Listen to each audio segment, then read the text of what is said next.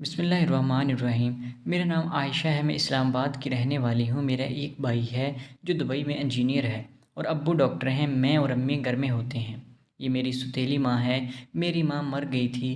میری ماں کافی open minded تھی، میرے ساتھ ہر قسم کی بات شیئر کرتی تھی، تو میرا ابو جو کہ اب کافی عمر کا ہو چکا تھا، اس سے صحیح طرح سے خوش نہیں ہوتا تھا۔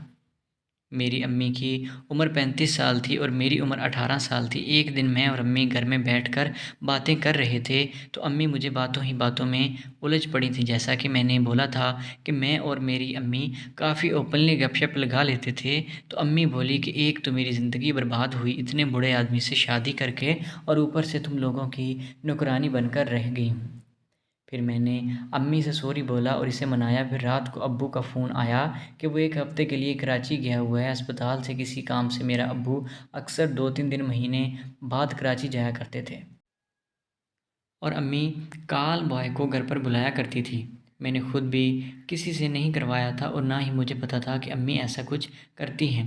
میرے ابو سے چھپ کے تو رات اسی وقت بھی امی نے کال کی تھی۔ میں اپنے کمرے میں فلم دیکھ رہی تھی، مجھے نیند نہیں آ رہی تھی کہ اچانک رات کے 12 بجے دروازے پر دستک آئی۔ امی سوچ رہی تھی کہ میں سو گئی ہوں اور وہ باہر چلی گئی دروازہ کھولنے، اور میں نے پھر باہر لاؤنج میں آ کر بیٹھ گئی۔ مجھے لگ رہا تھا کہ ابو کا کراچی جانا کینسل ہو گیا ہوگا اور ابو گھر آ گئے۔ پھر کیا، امی کاشف کا ہاتھ پکڑی ہوئی تھی اور ہنس کے لاؤنج میں داخل ہو گئی تھی۔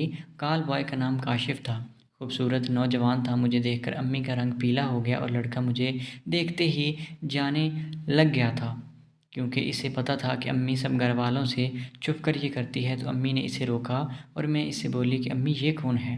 تو امی مجھے غصے کی نظروں سے دیکھنے لگی اور بولی تمہارے ابو سے کام نہیں ہوتا، اس لیے میں نے گھر کے لیے کام کرنے کے لیے اس کو لائی ہوں۔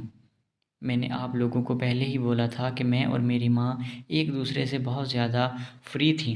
امی نے میرا ہاتھ پکڑا اور اس کا بھی، اور بولی کہ دونوں آؤ میرے ساتھ چلو، مجھے پتہ چل گیا ہے کہ آج میری خیر نہیں ہے۔